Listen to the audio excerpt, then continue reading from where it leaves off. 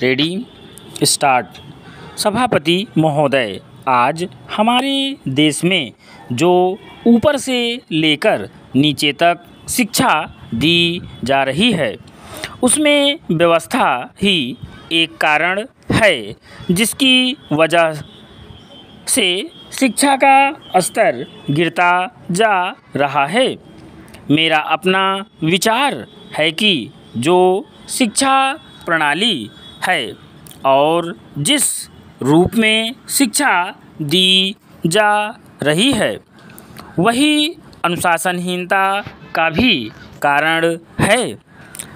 अपने देश और प्रदेश में हर एक की अपनी अपनी भाषा है और वह बालक जो इस देश में पैदा हुआ है, जो अपनी मातृभाषा की गोद में पला है, उसको यदि अपनी मातृभाषा में ही शिक्षा दी जाए तो मेरा विचार है कि शिक्षा का स्तर ठीक हो सकता है। जो सबसे बड़ी भूल और कमी सरकार के द्वारा दी जाने वाली शिक्षा के संबंध में हो रही है वह यह है कि बालक की मातृभाषा में शिक्षा न देकर उसको उस भाषा में शिक्षा देने की व्यवस्था की गई है जो हमारे देश या प्रदेश की भाषा कभी रही ही नहीं। मेरा अभिप्राय विदेशी भाषा अंग्रेजी से है। मैं यह मानकर चलता हूँ कि जब से यह भाषा इस देश में आई है, चाहे वह किसी कारण से आई हो, इसे आप भी और इस माननीय सदन के सदस्य भी जानते हैं कि उससे बुरे परिणाम ही निकले हैं, कोई भलाई नहीं हुई है।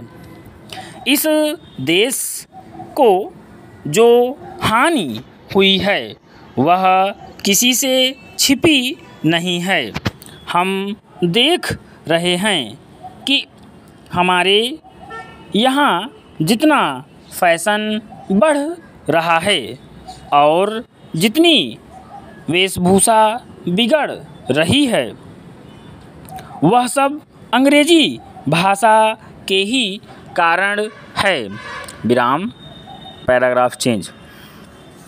जिस समय यहाँ पर अंग्रेज़ों का राज्य था, प्रायः यह देखने को मिलता था कि वे लोग जो विशेषकर के किसी न किसी तरह से सरकारी पक्ष के ही होते थे, अंग्रेज़ों से मिलने के लिए जाते समय अंग्रेजी वेशभूषा का ही प्रयोग करते थे।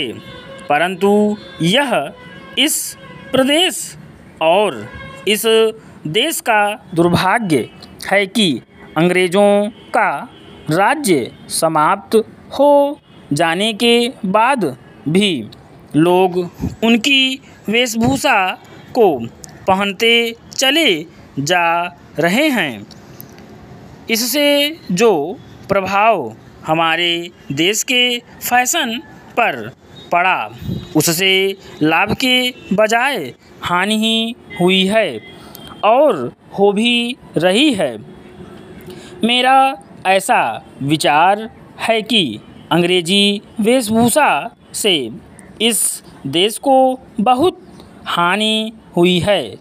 भारत की गौरवपूर्ण सभ्यता और संस्कृति के संरक्षण पर पर्याप्त ध्यान देने की आवश्यकता है। विराम, स्टॉप।